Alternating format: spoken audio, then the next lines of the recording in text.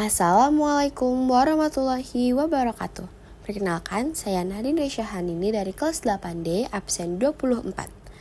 Hari ini saya akan menjelaskan PPT bab 1 Informatika yang sudah saya rangkum sendiri.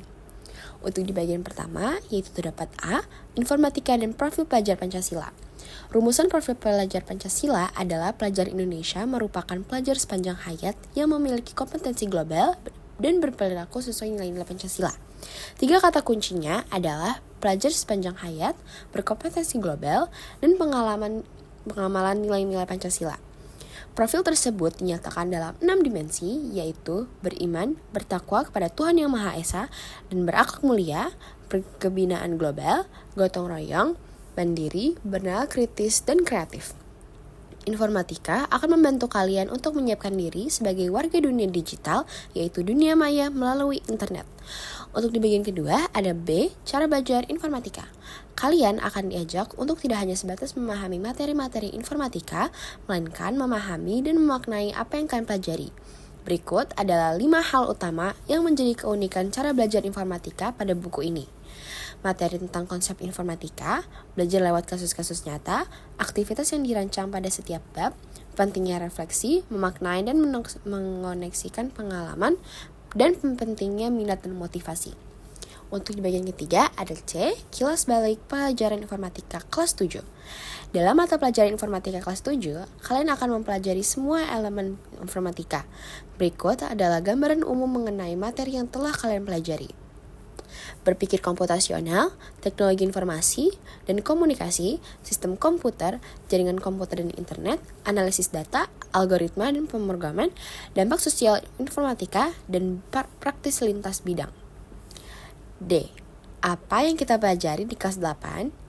Informatika kelas 8 merupakan kelanjutan dari informatika kelas 7. Elemen-elemen pengetahuan yang dipelajari pada mata pelajaran informatika kelas 8 ini sama dengan kelas 7. Tapi untuk kasus dan persoalannya lebih kompleks dan lebih samar.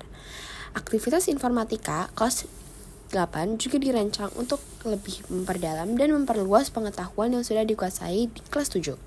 Berikut adalah gambaran umum yang akan kalian pelajari pada kelas 8 ini.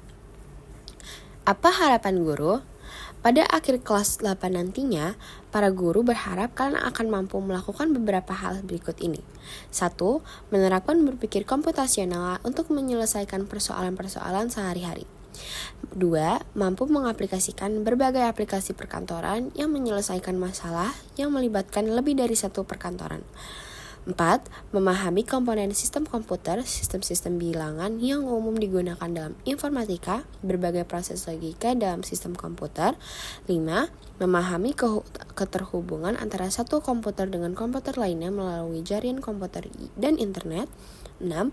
Mendefinisikan, mengolah, dan mengelola sekumpulan data bervolume kecil untuk tujuan tertentu, serta menyajikan informasi yang didapat dari data tersebut.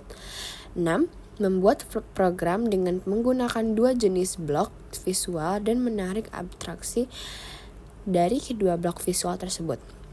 7.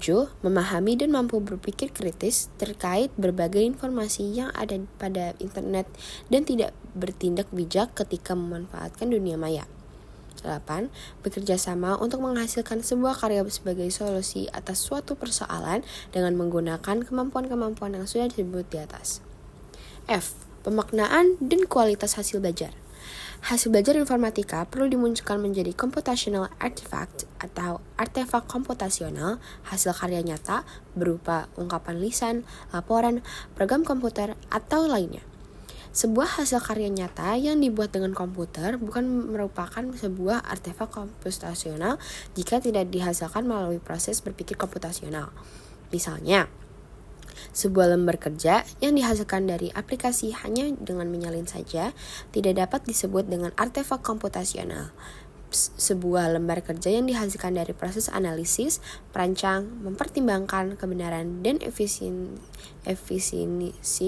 serta daya gunanya akan mempunyai muatan sebagai artefak komputasional. Ini sama halnya dengan makna sebuah patung atau karya seni yang hanya merupakan replika dibandingkan dengan patung atau karya seni asli karya seniman perancangnya. Oleh sebab itu, kalian perlu berusaha mandiri untuk mengasah berpikir kritis dan kreatif dalam mengerjakan tugas-tugas.